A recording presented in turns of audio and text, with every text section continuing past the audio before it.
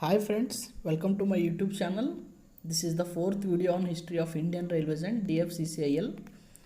In the first three videos, we discussed about the history of Indian Railways.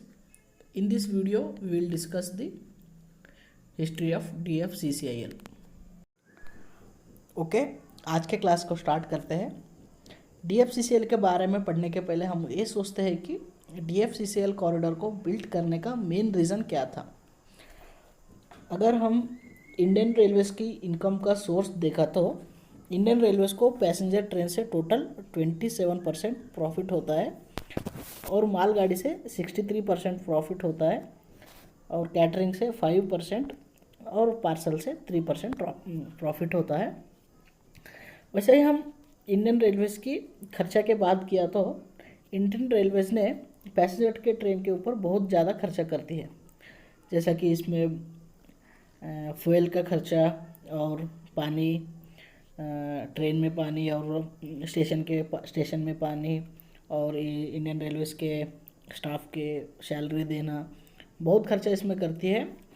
अगर हम ऐसा भी मालगाड़ी को देखा तो इसमें सबसे कम खर्चा होती है और इससे गवर्नमेंट को सबसे ज़्यादा फ़ायदा है। इस कारण के वजह से डेडिकेटेड फ्रेट कॉरिडोर को कंस्ट्रक्ट करने का कल्पना आया। इससे मालगाड़ी तेज़ी से और सुरक्षित से पहुंच जा सके और देश की इकोनॉमी में बहुत ज़्यादा कंट्रीब्यूट कर सके। ओके, नेक्स्ट टॉपिक डिस्कस करते हैं हिस्टोरिकल पर्सपेक्टिव, मतलब DFCCIL कॉरिडोर्स को बिल्ड करने का कैसा स्टार्ट हुआ था। सबसे पहला 2005 अप्रैल में इंडिया ने जापान के सहयोग के साथ डेडिकेटेड फ्रेट कॉरिडोर को बिल्ड करने के लिए फंडिंग करने का अनाउंस किया और इंडिया ने इसका जिम्मेदारी एक राइट्स कंपनी को दिया। ये राइट्स कंपनी इंडियन रेलवेज़ की एक सब्सिडरी कंपनी है और इसका काम ट्रांसपोर्ट इंफ्रास्ट्रक्चर के काम ये करता है राइट्स कंपनी। और नेक्स्ट, इसके लिए नेशनल प्लानिंग कमीशन के द्वारा एक टास्क फोर्स भी फॉर्म किया गया और इस टास्क फोर्स ने 2006 तक कंप्लीट स्टडी किया DFCC डेडिकेटेड फ्रेट कॉरिडोर्स को बिल्ड करने का, जैसा कि ईस्टर्न डेडिकेटेड फ्रेट कॉरिडोर और वेस्टर्न डेडिकेटेड फ्रेट कॉरिडोर। और एंड में इस टास्क फोर्स ने अपना रिपोर्ट कैबिनेट को सबमिट कर दिया। नेक्स्ट, कैबिनेट ने इस टास्क फोर्स की रिपोर्ट को अप्रूव कर दिया। और नेक्स्ट इम्पोर्टेंट ये है, cabinet committee on economic affairs के द्वारा इस प्रोजेक्ट के लिए टोटल 28,181 करोड़ सैंक्शन हुआ था और बाद में 11th 5 ईयर प्लान के द्वारा ईस्टर्न और वेस्टर्न डेडिकेटेड फ्रेट कॉरिडोर को कंस्ट्रक्ट करने का काम स्टार्ट किया।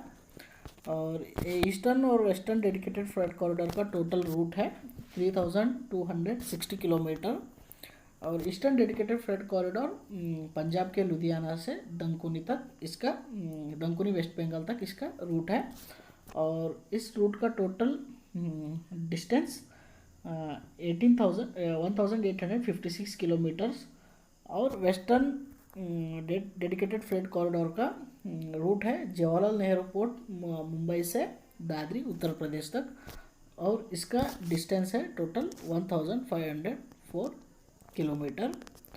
ओके, नेक्स्ट हम डिस्कस करते हैं DFCCIL के बारे में। एक DFCCIL को 30 अक्टूबर 2006 में कंपनी एक्ट 1956 के अनुसार इसको स्थापित किया गया था और इसका हेडक्वार्टर्स है नई दिल्ली में और एट प्रेजेंट इसका चेयरमैन का पोस्ट वैकेंट है और प्रेजेंट इसका मैनेजिंग डायरेक्टर रविंद्र कुमार जैन है।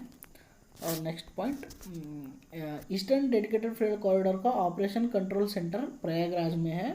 ये सारा eastern dedicated freight corridor trains और सबको कंट्रोल करता है। और next, largest revenue earning commodity coal है। नेक्स्ट टॉपिक, डायमेंशन, जैसा कि इंडियन रेलवे और फ्रेट कॉरिडोर्स में क्या क्या डिफरेंस है इसमें देखते हैं। फर्स्ट नॉर्मल ट्रेन का हाइट होता है 4.265 मीटर और डेडिकेटेड फ्रेट कॉरिडोर ट्रेन का हाइट होता है 7.1 metre for western dedicated freight corridor और 5.1 metre for eastern dedicated freight corridor. और नेक्स्ट विड्थ, नॉर्मल ट्रेन का विड्थ होता है 3200 mm और डेडिकेटेड फ्रेट कॉरिडोर का ट्रेन का विड्थ होता है 3660 mm। और नॉर्मल ट्रेन में सिंगल स्टॉक ज़्यादा होता है और ज़्यादा ट्रेन सिंगल स्टॉक्स के होते हैं और डेडिकेटेड फ्रेट कॉरिडोर में ज़्यादा से ज़्यादा ट्रेन डबल स्टॉक के होते हैं। और नेक्स्ट नॉर्मल ट्रेन का लेंथ 700 मीटर और डेडिकेटेड फ्रेट कॉरिडोर का ट्रेन का लेंथ 1500 मीटर और नॉर्मल ट्रेन का लोड होता है 5000 टन और डेडिकेटेड फ्रेट कॉरिडोर ट्रेन का लोड होता है 13000 टन।